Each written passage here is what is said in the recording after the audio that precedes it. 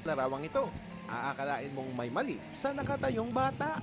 Ngunit kung titingnan mong mabuti, yan ay binti at hita ng babaeng humahawak sa kanya. Gets mo na? Sa unang tingin, aakalain mong isa itong baboy. Pero kung susuriin mong mabuti, mababatid mong isa pala itong aso. Ito ang tenga ng aso. Ito naman ang mata. At ito ang ilong at ang kanyang bibig. Gets mo ba? Aakalain mo namang lumulutang sa hangin ang batong ito. Subalit, malalaman mong nasa ibabaw ng tubig ang batong yan kung babaliktarin natin. Hindi edited ang larawang ito. Sa katunayan, totoo yang nangyari. Kailangan mong malaman na 3 tao ang nasa larawan. 2 taong nagyayakapan at 1 taong aksidenteng dumaan sa kanilang tagiliran. Gets mo na ba? Ang lalaking ito ay sumakay sa isang merry-go-round ride at ito ang paa ng kanyang sinasakyan. Aakalain mo namang 5 kalbo ang nakaupo sa kotseng ito.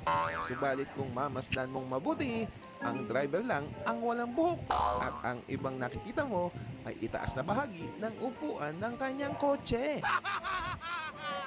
Kung aakalain mong isa itong itim na uwak, ay nagkakamali ka. Pagmasdang mabuti, hindi ba't isa yang itim na pusang nakatalikod at umikot ang ulo paharap sa kamera? Ang larawang ito naman ay binubuo ng 2 baka na nasa likod ng malaking posting ito. Akala tuloy ng mga tao, humaba ang katawan ng baka. Ang lalaking ito ay hindi talaga ganito ang itsura. Ang totoo niyan, sa unang tingin, ay aakalain mong lumulutang si ate sa kanyang carpet. Tingnan mabuti. Nakatapak si ate sa isang kahoy na nasa buhangin. At ang aninong nasa ilalim ay isa sa mga flags na nasa lugar.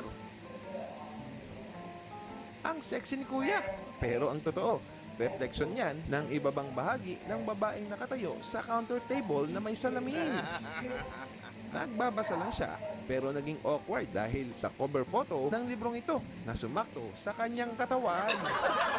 Aakalain mo namang ihuhulog sa eroplano ang asong ito.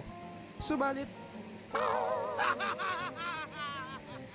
totoo ang mga sundalong ito na nasa swimming pool at sumasabak sa training.